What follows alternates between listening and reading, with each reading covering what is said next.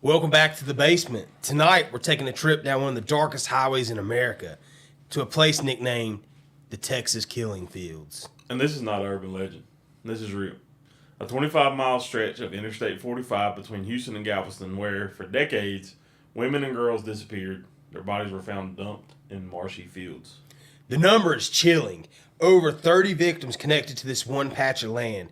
What makes it worse? For years, nobody knew who was behind it. One killer or many? And I want to stop right there. Mm-hmm. Everybody knows by now that I was a truck driver. Mm-hmm. I spent a lot of time in Texas. It's a big state. Yeah. You know what I mean? I've rode this stretch of highway I don't know how many times before I knew this story. Mm-hmm. Ironically enough, the first time I heard this story on Time Suck, I was on Interstate 45. Woo! Alright, Woo. so let's paint this picture. Imagine an empty, desolate stretch of land, and it really, really, really is. Overgrown weeds, marsh oil fields, a place you wouldn't look twice when you're driving past. But for predators, it was the perfect dumping ground. Like, when I say desolate, you don't have no idea. It's straight? Nah, dude, it's nothing but swamp. Is it a straight stretch? Yeah, pretty much. Straight stretch. Also, it's a swamp. Yeah, marsh is what you said. Yeah. So between 1970s and the late 90s, young women, mostly between 12 and 25 years old. Think about that. Between 12 and 25. These are young people. But began vanishing. Some were last seen walking home. Others were just with friends. Weeks or months later, their remains would be discovered in these fields.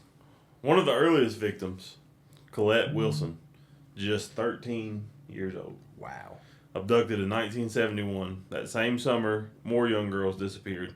And by the time law enforcement connected the dots, the area already had a reputation.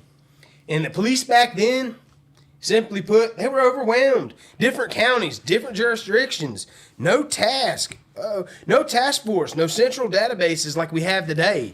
The chaos gave whoever was hunting there a free pass. But the most disturbing part is the patterns.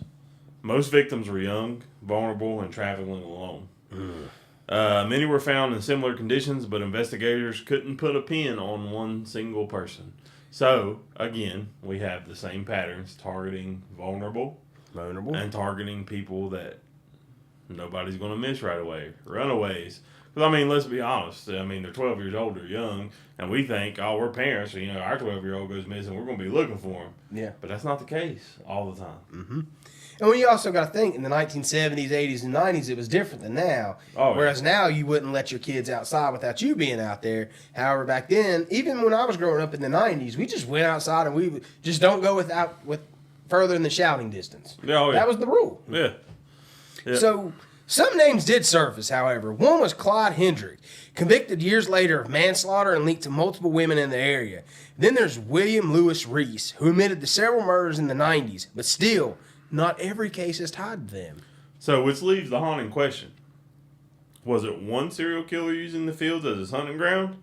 Or was it just a magnet for predators over the decades? So that's a good question. So let's talk about the impact of the community, because that's something we don't really talk about a lot. So families of the victims, the fields became a nightmare symbol. Mothers and fathers spent years searching, and some of them still don't have answers. And the nickname, the Texas Killing Fields, that stuck. It really stuck. Mm-hmm. It just wasn't a location anymore. It was a warning for anyone driving that lonely stretch. Is a reminder of the evil lurking in plain sight. Now, again, I heard this story for the first time driving on that interstate. I was like, hold on now. What if I blow a tire? Yeah, right? You know what I mean? And being dead serious, this is Texas. And not just Texas, because, like, North Texas, I mean, it gets cold up there. Yeah, the Panhandle, Amarillo, all that stuff.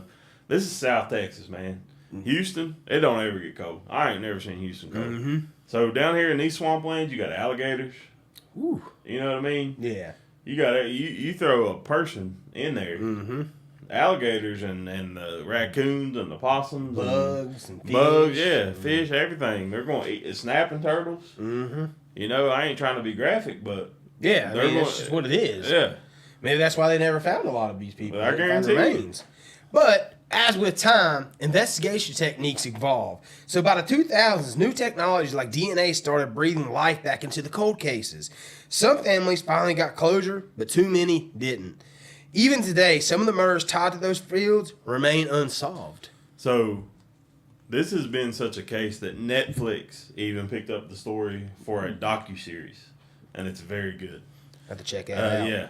So, locals in League City, Galveston, and small towns around there, it wasn't entertainment. This was happening in their backyard, and they were not thrilled about it. I can imagine so. It just brought back that pain because it says it's the 70s, 80s, and 90s. So that's been, I don't even want to say this, over almost 30, 40 years ago, 50 years ago in some instances.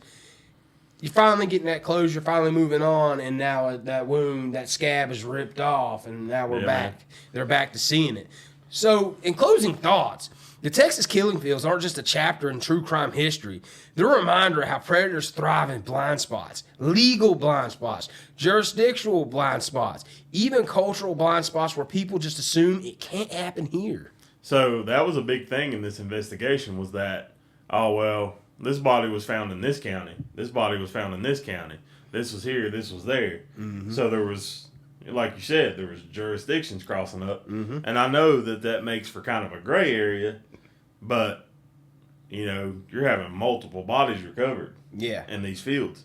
So, and that's really the chilling part is when you pass by stretches of empty land on a highway, you think about the secrets that they might hold, But in Texas, one of those fields held decades of death. I mean, decades of death. That's insane to think about. So with that, stay safe, everyone. And remember, darkness can hide in the most ordinary places.